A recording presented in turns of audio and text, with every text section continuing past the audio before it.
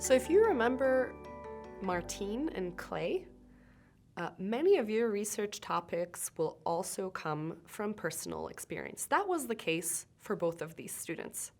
Martine is an African-American woman with children in a majority white district. Clay is an IT specialist who recently experienced the culture shock of moving to the relatively slow-moving world of higher education from IT. Research topics often emerge when we find studies that are imperfect, when we read a paper that leaves questions to be answered, or we find questions that have not been answered with a specific population that we care about. Sometimes, as in Clay's case, a student may find a theory that rings intuitively true, but does not yet have empirical data to support it, or it does not have empirical data to support it in a particular context.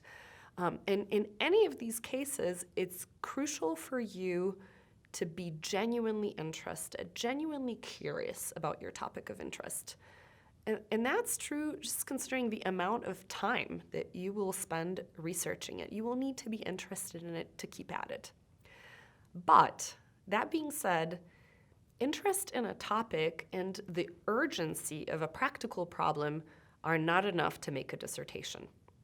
Because a dissertation is about adding something to knowledge. So the first question is figuring out what you can learn that is not yet known, that will help us do something about the practical problem that you're concerned about.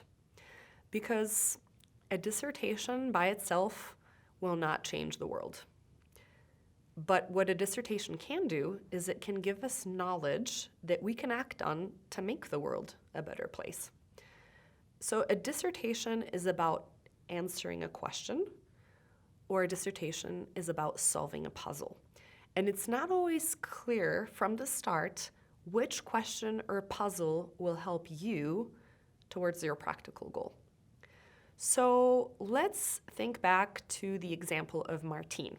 If you'll remember, Martine wanted a world where a different culture is not a barrier to learning. So Martine thought, what knowledge will help me advance this? So when she was in this class, Martine thought about interviewing African-American students in her district who have been suspended and learning about their lived experiences. And that would be a qualitative study, and as you will learn this week, it would draw on phenomenology. Martine also thought about observing classrooms that are run by teachers of different races, and that would have also been a qualitative study of a more ethnographic nature. Martine also thought about comparing suspension and referral rates for majority and minority students in her school district, and that study would have been quantitative.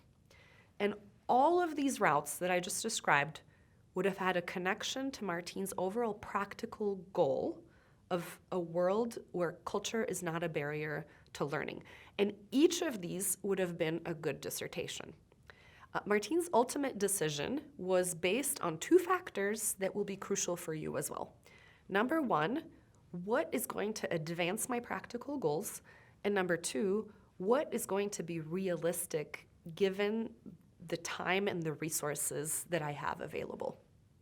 And it's very often the case that studies that would advance your practical goals the most are also the most expensive and the most time-consuming. And we do have to be realistic. This is part of what this research sequence is for, is to help you come up with an idea that is both impactful and realistic. So for both Martine and Clay, it took over a year to translate their practical goals into intellectual goals that would be achievable realistically through research. An intellectual goal is also referred to as a research problem. And a research problem is not the same as the practical problem that we've been talking about so far.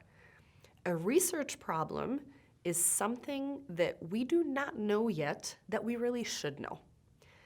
A research problem is something that involves doubt, that involves uncertainty or difficulty, and the first task in identifying the research problem is, in the words of Merriam and Tisdale, to raise a question about something that perplexes and challenges the mind.